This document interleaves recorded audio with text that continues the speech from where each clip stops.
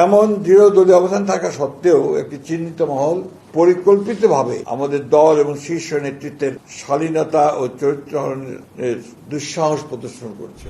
আজকে আমরা একটা বিশেষ প্রেক্ষিতে আপনাদের সামনে উপস্থিত হয়েছি।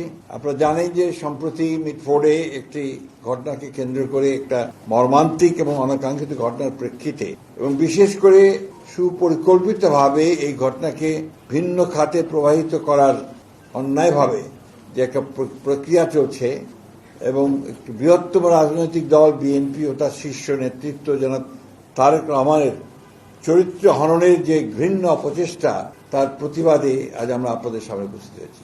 আপনারা ইতিমধ্যে অবহিত হয়েছেন যে একটি বিবেকবান রাজনৈতিক দল হিসেবে সাম্প্রতিককালে রাজধানী ঢাকার মিটফোর্ড এলাকায় সংঘটিত লালচাঁদ সোহাগ হত্যাকাণ্ডে বাংলাদেশ জাতীয়তাবাদী দল বিএনপি তার তীব্র নিন্দা, প্রতিবাদ ও দৃষ্টান্তমূলক শাস্তি দাবি করেছে এবং এই হত্যাকাণ্ডে সংশ্লিষ্টতা প্রমাণিত না হওয়ার পরেও যাদের নাম এসেছে তাদের মধ্যে বিএনপির সঙ্গে জড়িত যে দু একজনের নাম এসছে তাদেরকে দলীয় শৃঙ্খলা আলোকে আজীবন বহিষ্কারের মতো সর্বোচ্চ সাংগঠনিক ব্যবস্থা গ্রহণ করা হয়েছে।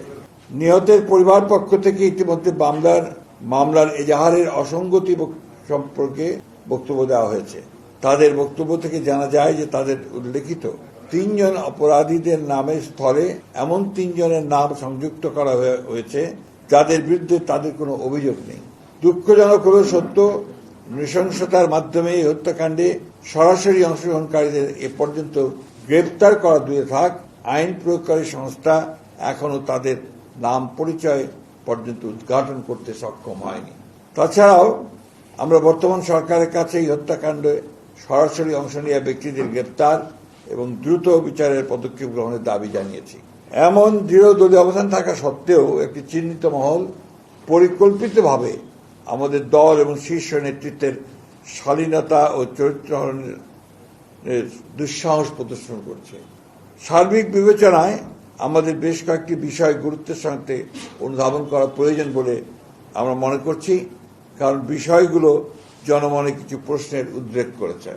এই হত্যাকাণ্ডের ঘটনা কোনো রাজনৈতিক স্বার্থসিদ্ধির জন্য ব্যবহার হচ্ছে কিনা এবং এর মাধ্যমে আসন্ন জাতীয় নির্বাচনের পরিবেশকে বিঘ্নিত করার জন্য বিশেষ কোনো মহলের প্ররোচনায় এই ধরনের ঘটনাকে অজুহাত হিসেবে ব্যবহার করা হচ্ছে কিনা এ নিয়ে সন্দেহ করবার যথেষ্ট অবকাশ রয়েছে।